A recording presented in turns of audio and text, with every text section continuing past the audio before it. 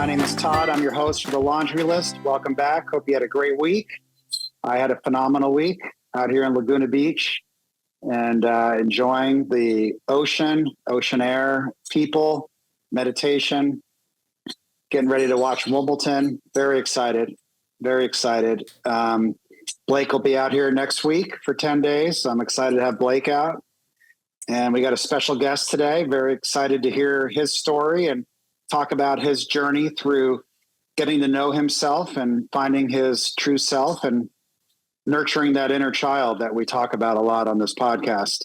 So before we get too deep into conversation, Blake is going to read the laundry list, which are the traits and characteristics that we used and really had to use as children to survive trauma and other things that happened to us. And we sometimes use as adults to deal with stressful situations or situations that we just revert back to that childhood type behavior.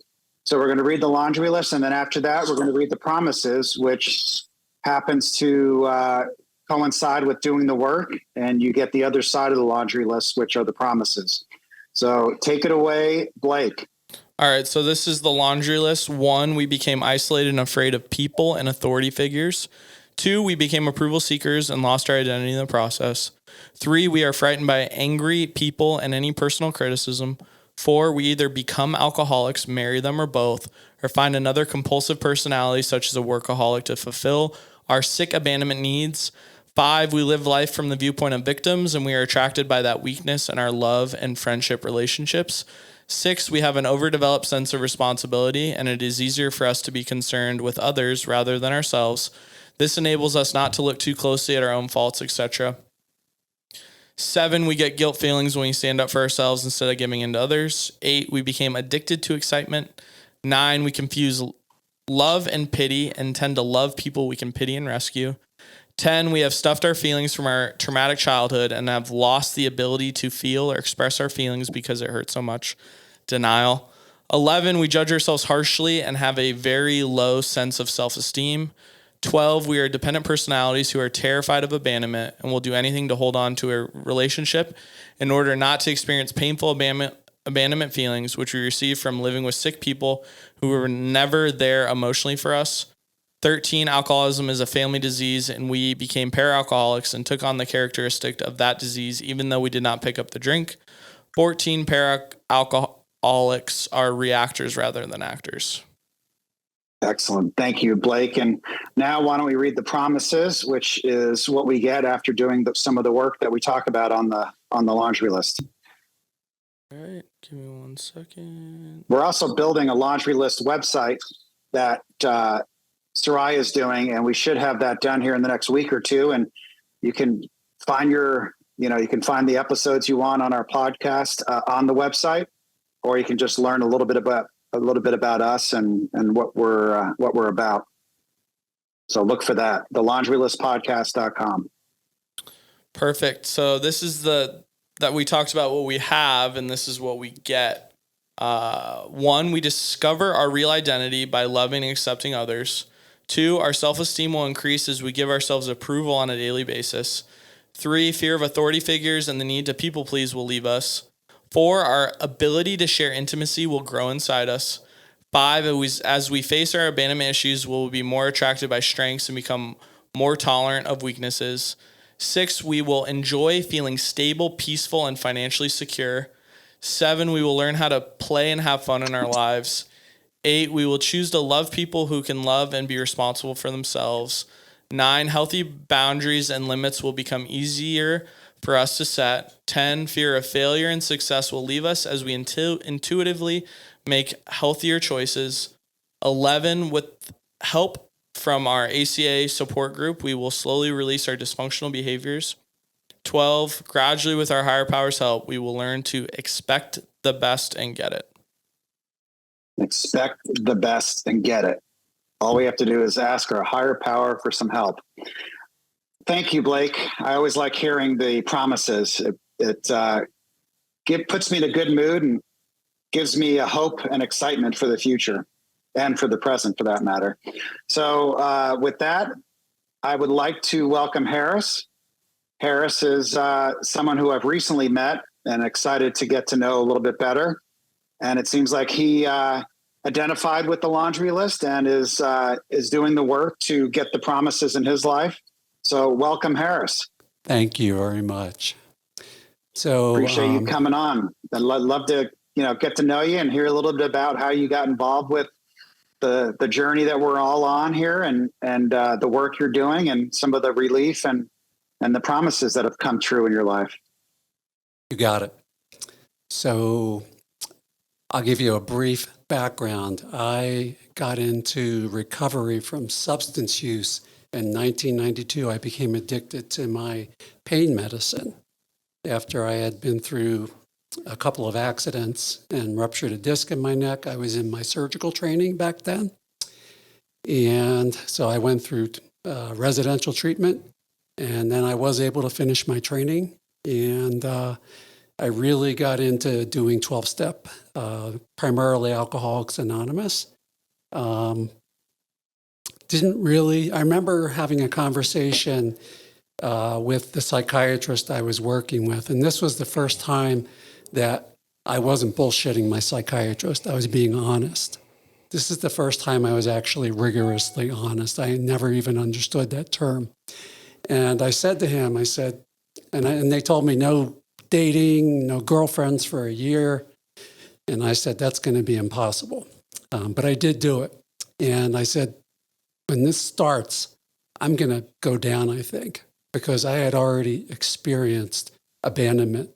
So my laundry list, I have a little bit of a laundry list on steroids. So let's take number 12. Okay, instead of painful abandonment feelings, it's excruciating abandonment terror. That's what I get. That's what I've experienced in my life. I've become disabled. And where do you get that? Like, is it from relationship with your parents? Is it coworkers? Is it a romantic relationship? Yeah, where does it normally come from? That's only happening in a romantic relationship. And it's happened. So you're not feeling that from like your parents or coworkers or friends. It's mainly your romantic relationship, or only your romantic relationship. Right. I never experienced abandonment as a child. I had horrific trauma all throughout my childhood, and to the point that I got diagnosed with complex PTSD after I went to my second treatment of 2 in 2002. That's how I actually came at working on some of the laundry list. But my laundry list has self-doubt. I got the perfectionism. I got the control. I got the judgmental stuff going on. That's in the critical inner voice. So, and fear, you name it. So in any case, I've been working on this stuff for a long time, piece by piece. And I had an addiction psychiatrist working with me after 2002. So I crashed and burned because I had PTSD and didn't know it. And I had pretty much stopped going to meetings in the late 1990s up to 2001. Did you identify your PTSD and where it came from?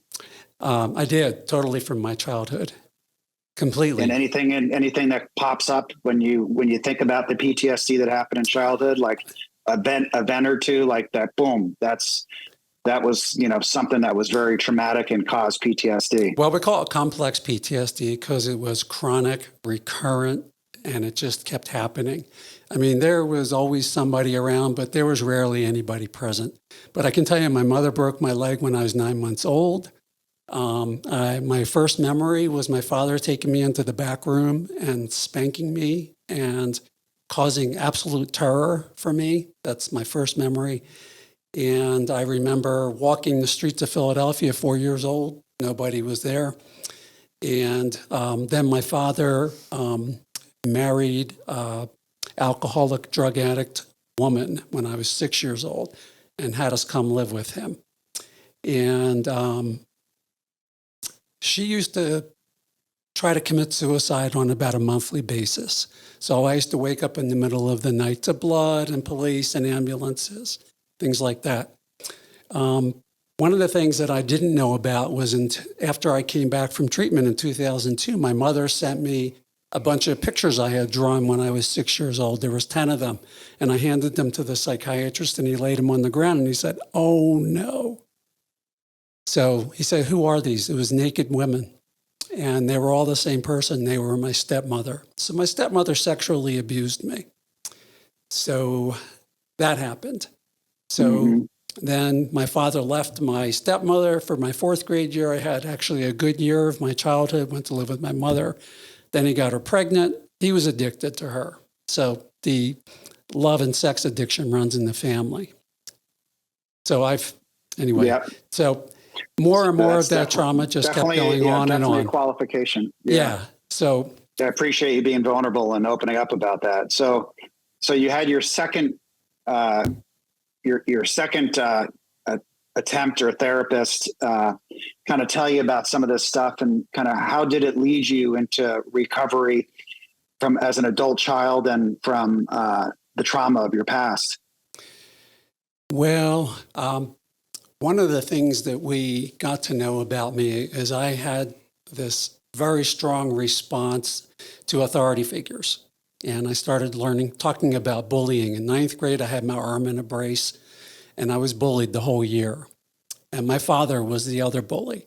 So my authority figures at work as a physician, I used to get really pissed, and I would send those wicked emails. So we made an agreement to do no emails for 24 hours. So we started working on some of the laundry lists and abandonment, but I had no program of action. So how I found ACA, I had been, so I got married back in 1996. I thought I married this wonderful butterfly of a woman. I met her here in Phoenix, and we moved away to the Midwest before we got married. And all of a sudden, I was getting attacked day and night. This whole new personality came out, and it turned out she was diagnosed with borderline personality disorder. So I ended up in a mental hospital a year and a half later from that. And I learned a lot about borderline personality disorder 10 years later, unfortunately. And I stayed in this horrific marriage because of my fear of abandonment. And I kept talking about it with the psychiatrist, and he was like, can you get into marital counseling? And this is my ex-wife now, but she would never do it. So. Did you ever have that inner dialogue, Harris, where you knew you should leave? And Blake and I have talked about this a lot. Like, you knew you should leave, but it's too scary, and you knew the feelings that would come with that. And like you called it, terror. Like, did you have this inner dialogue? Like, I know I should leave. I know it's the right thing to do. I know I'll be happier, but I don't want to face what's in front of me. Maybe on a weekly basis, sometimes on a daily basis. And I had that dialogue with my sponsors. And I did leave finally in 2009. And it was one of the most painful, scary things that happened. My previous episodes of abandonment pretty much disabled me.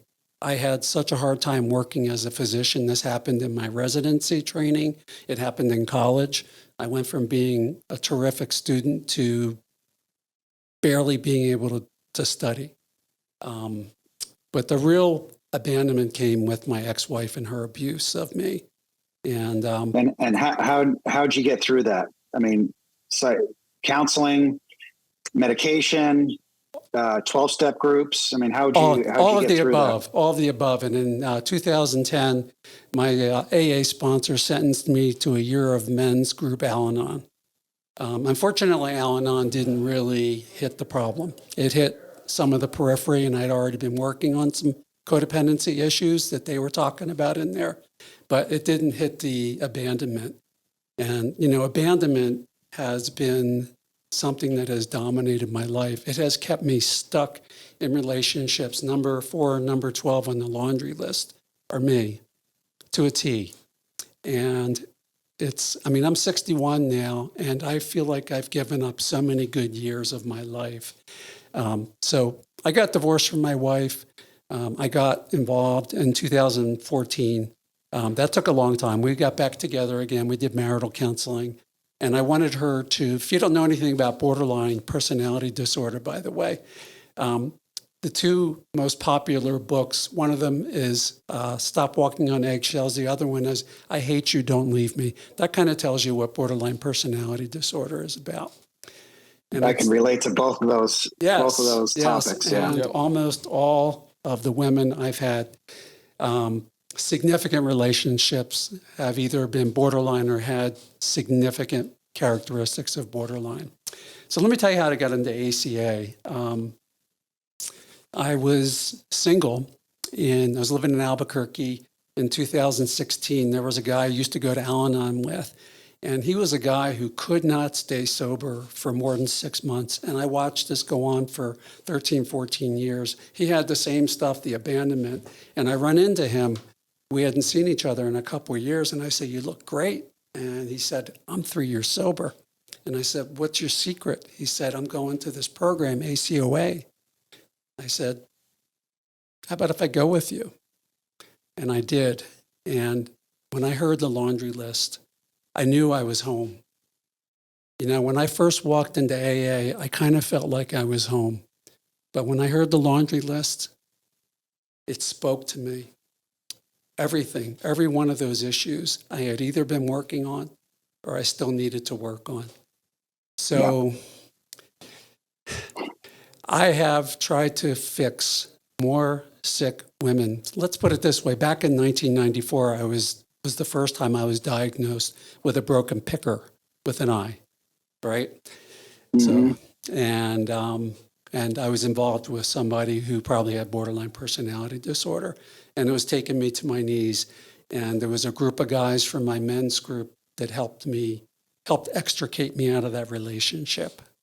So are you single now? Are you married? I am single. And so I think the last relationship. How is dating going now? And how are you finding healthy relationships? And are you able to put up boundaries and parameters in dating?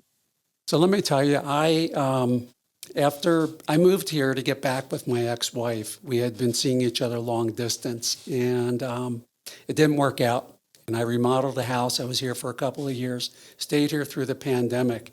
And without the details, I got into a relationship, long distance, that I had wanted for 40 years. It was with my high school sweetheart back in Philadelphia. And did you meet her on Facebook? I met her through a friend of hers on Facebook because I couldn't find her anywhere. That's a common story. Yes. You get divorced and you find your high school, crush, and then boom, before you know it, you're in a relationship or married. And that was the one good relationship I felt. That was the first time I was a senior in high school and I felt loved for the first time in my life. And we had a great relationship until she went away to college. She was a year behind me, and she started sleeping around with a lot of people there. Really broke my heart. And I don't know, we knew each other for a while after that. But in any case, long story short, my father was dying in Philadelphia area. I went back to help take care of my dad. And by that time, I'd already talked to this woman, and she told me she was in a 29-year marriage, that she never loved the man and never wanted to be in it. And I was like, perfect. You're the perfect woman for me.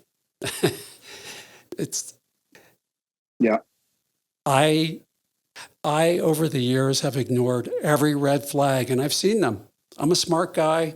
I know psychiatry really well. I understand this stuff. But then all of a sudden my brain shuts down when it's a woman. So here's what I was told. I was imprinted by my stepmother and my mother. Both of them. My mother's alive. She's got borderline. My stepmother had borderline and bipolar disorder. So unconsciously, I have been attracted to all these same women. And so I went and I was back in Philadelphia, hooked up with this woman right away. We moved in with each other, did the quick joining. And within about 3 days, I was more miserable. She was a workaholic. That was my first experience with a workaholic. And she was hiding me from everybody, including her family. She had so much shame. She turned out to be an adult child. I also found out she had been enmeshed by her mother. That's another kind of trauma. And then I went on a journey of trying to fix her. And by the way, over the years, I have never found a woman sick enough that I couldn't try to fix her. I've been a master at that. And I say that tongue in cheek, but it's unfortunate. So after about 3 months, I lost 20 pounds. I had so much anxiety. I came back to Phoenix, and then we embarked on a long distance relationship for another year. But I dug into ACA again. I had worked the steps in Albuquerque, and I had gotten away from ACA when I moved here to Phoenix and during the pandemic. So in 2022, I got a sponsor here, and I dug into the steps. And I couldn't let go of the relationship. I kept trying to about every 3 months. And I would go through that horrific abandonment anxiety, panic, terror. And she was kind of going through it too. So we would come back together, and we had a long distance relationship, would see each other. I went there last September to see her for her birthday. And her daughter didn't call her on her birthday. I didn't know why she wasn't talking to me the whole day. And I went into a rage, and I'm not a rageful person. So I think my inner child was pretty pissed. And I came all that way to be with her. And so I came back here and I said, I got to start making friends. I'm probably not going to end up in Philadelphia with her. I got to make friends. I got to get a support group. And I was starting to finish up the 12 steps, and I knew that I was going to have to face abandonment head on, like it was a bully that I had to stand up to. So after another 3 months, I finished the steps, and I told her, I called her down to the carpet. I said, either I'm going to come there and we're going to get a counselor and work together, or I'm going to end this. And she was so afraid of intimacy, she didn't want to do that. So I ended it. And you know what happened? I didn't have any more abandonment terror. I just had grief. And I ended it. And, Blake, can you relate to that, Blake? I mean, yeah, for sure. I think kind of as I get further and further away, like I think from what I've been going through, the abandonment has slowly faded, and I'm more just sad. And it's not so that I'm sad all the time. I was at one point, I was extremely sad every day, but now, I have moments of sadness, right? And it's like, it's not so much like the fear sadness, it's more so the familiarity sadness. Like my life is different now. And it's more so the sadness of that, all of the things that I thought were going to be and how I thought my life was going and how I had all these plans, those plans aren't the case anymore. And I did, in a way, marry my high school sweetheart. And it's more so now not the feeling of abandonment, but the feeling of sadness that this is how it turned out. And we, like the promises say, we can feel our feelings today. Oh, for sure. We can be okay being in pain and being completely sad and scared and alone. Yeah. And now we have the tools to talk to our inner child, love our inner child, have that connection with our higher power, who I choose to call God, and develop this new relationship with ourselves that we never had before because we were so busy trying to rescue and take care of someone else, so we didn't get to know ourselves. Yeah, so Harris, I'd love to hear how you're sort of dealing with that today, coming right out of this relationship and getting knee deep into ACA and the steps and getting to know yourself and your inner child. I'd like to hear how that process is going and what you've discovered. So I've spent 5 months being single. I don't want to date right now. What I'm trying to do is learn how to be comfortable being alone. It's been lonely at times. I only have a few friends here, and I'm really trying to reach out and make new friends, male friends. I'm not looking for female friends. I've been asked out on a couple dates. I said no, thank you. And I want to spend some time alone and learn how to be okay with being by myself, because I've really never been okay with just being by myself. And I have a beautiful little dog. Like I've heard you say, I sit outside on my patio for 2 hours in the morning listening to the birds. I meditate. I pray. I see your dog. I pray. I do gratitude list every day, and I've done these tools over and over. That's what's helped me survive. But I don't want to just survive anymore. I want to live. I really do. And what I'm trying to do now is heal. So I've had almost every addiction, and the hardest one was kicking sex addiction. Yeah. And I did. I went 7 years, no sex with anybody or myself. So, and it's not there anymore. There's nothing. I still have a libido. I confirmed that with the last girlfriend, but I'm not looking anymore. It's really nice. It's very peaceful. It's a very peaceful life I'm living right now. So aside from the loneliness, that's the secret addiction, I think, in this country right now, is the sex addiction. And the internet and porn has really made it it's like on steroids now, and people don't realize they're even in it because it's like so acceptable. But a lot of sex addiction has nothing to do with physical contact. Exactly. Right. Exactly. It's that emotional validation and trying to get approval and validation from social media and having men or women think you're attractive. And it's like, if you can't give that to yourself, there's no guy or girl out there that's going to be able to give it to you and make you feel okay. That's for sure. That's right. So my new addiction is playaholism. So I'm out playing pickleball probably 10, 15 hours a week. Nice. I go to movies either with a friend or by myself. I love reading books, actually. So I enjoy reading. And you're working too? I do a little bit of work. I ended up coming here with a fraudulent contractor. I had to work on my house for 1.5 years, so I kind of stepped back from my career. I became disabled from being ear, nose, and throat and head and neck surgeon.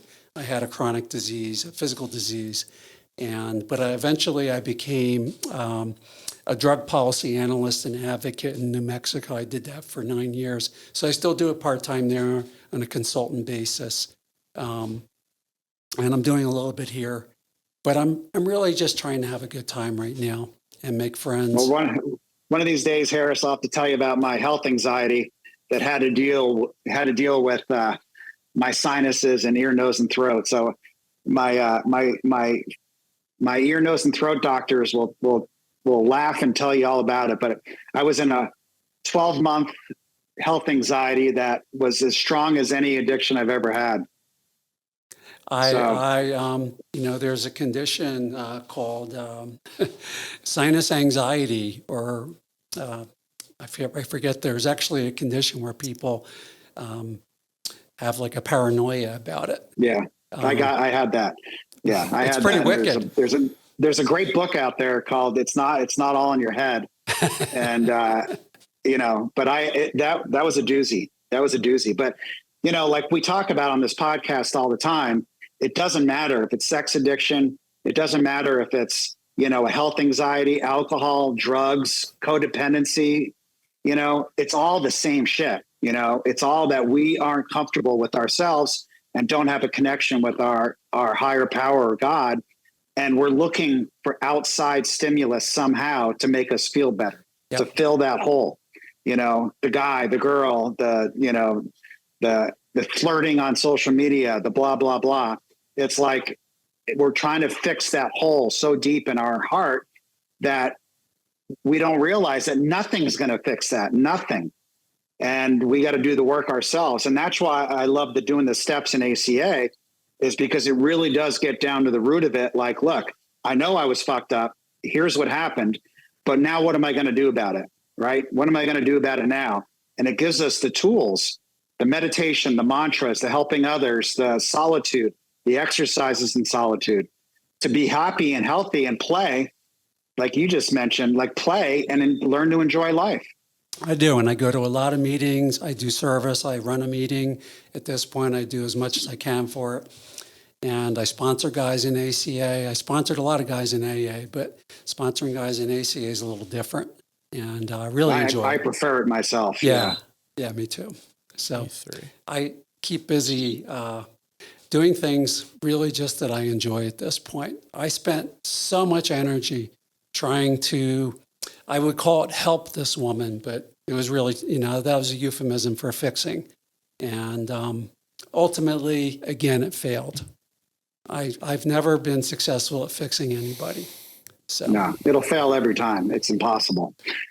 It's impossible, because if someone tells you you're handsome, you're smart, you're funny, you're great, I love you, it's only good enough for a short period of time, and then you need more of it. It's the biggest drug on earth. And I find the drug of validation and approval, if it ain't coming from yourself, it's an addiction, period. yeah. So the other thing I'd like to say is I'm really, really working hard on self-love. One thing I realized, I had a therapist during this period with this woman, and he kept talking about having more self-love. And, what I realized is the more I was trying to love her and get her better, the less I was doing self-love. Right. Which I got a whole list of things how I define self-love. It's a huge list of things, but it's really about taking care of myself and being good to myself and being gentle with myself and giving myself my needs met, not looking for someone else to meet them. Right. So in a relationship, yeah, I want to have my emotional needs. When I left my wife, I was in a desert because I went back with her. There was no intimacy whatsoever. She wasn't raging at me anymore, and it was a peaceful kind of a thing, but there was no intimacy at all. And that's the only other thing, is being in a relationship where emotional needs are not being met. No fun. Physical needs aren't being met. And physical needs, forget about those. I was just wanting some emotional needs to be met, and that wasn't even happening. So, well, like it says in our literature, we start to learn and accept the breadcrumbs as like that's love, and that's all we deserve. right. But when we do the work, we're like, no, we deserve it all. We deserve a lot more, and we're going to get it. And if it ain't in this relationship, see you later, and I'll move on to the next one. Yeah, Todd, the other thing in our literature they say is we use these relationships to try to fix our family of origin relationships. Right. And I did that. I was what they call a parentified child. I was taking care of both of my parents by the time I was in high school, taking care of them emotionally. They were divorced, and they got along with each other, but I was taking care of them. And so I end up doing the same thing in these romantic relationships. And not it has nothing to do with the other woman. And I keep telling guys that, and I keep reminding myself of that it has nothing to do with the woman I'm with. It has everything to do with trying to fix what happened when I was a kid. That's and right. Sometimes it's hard for me to wrap my head around it. And other times I'm like, oh, it's so obvious. Yeah. It's so obvious, For sure. Blake, can you identify with that and relate to that, what we just talked about? I mean, 100,000 million%. And as I've gotten like some more time with what I'm going through, I realized that like this really had, I don't want to say nothing, but it mostly had to do with me and what I was going through and what I was dealing with. And I was probably, I was extremely codependent, and I was smothering, and I was, people pleasing, and I was afraid of abandonment and scared of anger, and all those things I learned from growing up in the family dysfunction that I did. And I know with you, Blake, you and I have similar issues with, I think, the dynamics of our mom and dad. Yeah. And the roles they played. And for sure. And, trying to get approval, love, and affection and validation from my romantic partner is something that it was impossible to get, Yeah. And I tricked myself into thinking that if I did a good job and I did X, Y, Z, then you were going to love me. right? And I Right. got on that hamster wheel, and that hamster wheel is exhausting. And then you end up being resentful, and then you And almost they lose respect for you they at the end of the day, 100% lose you know? respect for you. And Yeah. you know, I think it's crazy how everything happens for a reason. And I finally was like thinking about it the other day that I finally had gotten to a point and done enough ACA that I could handle what I've had to go through, and I could feel the emotions, and I could feel all my feelings, and I could, you know, be honest with people. Where like Blake 2 years ago, even though we were having the same problems 2 years ago as we are, you know, we did today, and it, you know, ran its course. Blake 2 years ago wouldn't have been in a good position to be able to deal with this. Where now Right. I can, you know, take care of 6-year-old Blake, and I can, you know, try to stay in my adult, and I can process everything as they come, and I can call people and say, hey, I'm having a hard day today and I'm sad. And I even can joke, you know, where before getting some of the things that we talk about in the solution or the promises, I couldn't call anyone and I, you know, make light of my situation, you know. Like I can call Todd and say, hey, I think I'm going to get back with my ex, and, you know, we have a laugh, and it's, you know, he's like, yeah, I think that's a really good idea, and blah, blah, blah. And like, where 2 years ago, I would have been like, you know, I wouldn't have even gone down that line because I would have been so embarrassed, or, you know, I wouldn't have been able to be honest, you know, or it, you know, I could say that and it probably was true, where I can say it now just jokingly. Todd, Right. one of the other things you mentioned, you were asking me about how I was doing with boundaries. So when in my relationships, I was great at setting boundaries, but I couldn't enforce them worth a damn. How do you enforce them, Right. right? Got to leave. I mean, eventually you just got to leave because, you know, how do you enforce those boundaries? It's not like my kid that I'm going to, you know, put in a timeout, right? So Right. eventually And with when this, you don't enforce them, it's like any human being, any animal. When you don't enforce when you don't enforce a boundary, that the other person knows that it's not real. exactly. It's like, okay, you know, sure, okay, yeah, you're gonna, you know, you're not gonna talk to me for a day, or okay, you're not, you know, you're gonna break up with me, you're gonna move out. They're like, yeah, sure, and they're right, because adult children are horrible at enforcing boundaries. Yeah. So when this last girlfriend, when I said, this is it, she said, right. And it was it. She didn't Yeah. believe me. Yeah. Well, that's the thing, is we get really good at when we do the work. And I can tell you, my new relationship, which is my wife, is the first relationship where I feel very comfortable speaking my mind, setting boundaries, enforcing the boundaries, and really not having much, if any, anxiety at all regarding it. Because I can tell you, after being what I've gone through in the last 55 years of my life, and a lot of the trauma, it's like, bring it on. Like, you know, it doesn't matter what's coming. I'm not going to lose myself, and I'm not going to lose who I am, because I like myself. I like who I am, and I'm not going to lose myself again. And if that means this relationship doesn't work, then it doesn't work. But I'm not going to lose who I am going forward for any other person, whether it's a kid, a romantic relationship, a business partner. I'm going to stay true to my morals, my ethics, my hobbies, my wants, my desires, and be who I want to be with my relationship with God, and learn how never to lose that. Like, keep it like a sacred crown, that if it coincides and works with other people, great. If it doesn't, then those people aren't meant to be in my life anymore. But I've got the confidence and the self-esteem to be able to leave people now where I didn't before. You know, I couldn't before. It was like too painful, like you mentioned. And now I have the tools and the ability to do it. It still might hurt a little bit, but I can get through it, and know I can get through it. I do. And I cry still. I cry. I have a lot of grief. I still grieve Yeah. my marriage sometimes. And when grief comes, it comes in big waves. I grieve my childhood still. It's a long process for me. There's a lot of things that I didn't get in my childhood that I would have loved to have had. So Yeah.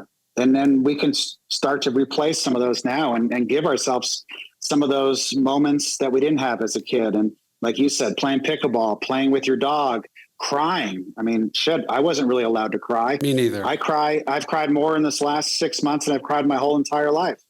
And I'm not afraid of it. And I welcome it when it comes. And, it's like I get to live my life and live the emotions that young boy, that young child inside of me wanted so bad to be able to express his emotions when he was young and express how he felt, but wasn't allowed to and didn't know how to. I wasn't allowed to be angry. I remember my father reminding me of that many times as an adult. And I said, well, guess what? I'm allowed to be angry now. It's a normal emotion. And of course, I wasn't allowed to cry because they were going to give me something to cry about, right? You've probably heard that on the show here before. Oh, But yeah. that was told to me Absolutely. many times. So crying wasn't okay. I did 7 years of therapy with a woman to learn how to get my emotions up and out. And after about 3 years, I cried like a baby. And I just kept crying and crying.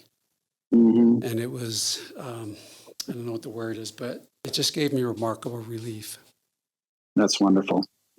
That's wonderful. We talk a lot about this red book, which, by the way, I'm getting it off my shelf here. It's this red book in the ACA red book. Anybody who's listening that wants a red book, that wants to read it and learn kind of what we're talking about here, you can email Soraya anytime and we will send you a red book. Soraya, what's that email again? That email is going to be the laundrylistpodcast@gmail.com. The laundrylistpodcast@gmail.com. We'll send you a red book and we will bring you on the show if you would like. As I mentioned to someone about 2 hours ago, we have thousands of listeners now, and we're about a year old. And this is a podcast that we really started out of what Blake, Charles, and I really were going through as recovering alcoholics and also adult children, and becoming new to this program. We wanted a forum and an avenue to share our experience, strength, and hope. And we think we found a great place through this podcast. We've had a lot of guests on. There's been a lot of tears on this podcast and a lot of healing. I mean, I have guys all over the country that I send this to, and they tear up when they start talking about an episode or two that they can identify with. So identification for me is so important, because that's when I came in and I was going through my divorce and I was in so much pain. I didn't think there was a way out. And when I heard other people share and identify with what I was going through, I didn't feel so alone. I didn't feel so, like an alien. I felt like, okay, I can deal with this. I can get through this. I don't know how, but I'm going to get through this. Gave me a little bit of hope. So we're so honored and blessed that you came on, Harris. And what would you tell, your younger self, your 8-year-old scared child, now that you're 61 and have done all this work and getting to know yourself probably for the first time in your life? What would you tell that scared little 8-year-old, 7-year-old boy that was just traumatized, as you used that word? What advice would you give back to that little boy? I would, first of all, just let him know how much I love him. And I do that. I have a picture of myself at 5 years old sitting in my kitchen. And I do that every morning. And in some way, I would say, I always have your back. I am your best friend. Mm-hmm. I'm always here for you. You don't have to worry about anything anymore. You That's are beautiful. safe. I'm going to guide you, and I'm going to take care of you, no matter what. That's beautiful. And we're going to have one hell of a fun time. Yeah. And when we put boundaries in place and we don't let people abuse us and we get out of unhealthy relationships, guess what? That little kid starts to believe you and starts to believe you do have his back and you are protecting him and you are loving him, and you're not going to put himself in a traumatic, horrible relationship where he's scared again.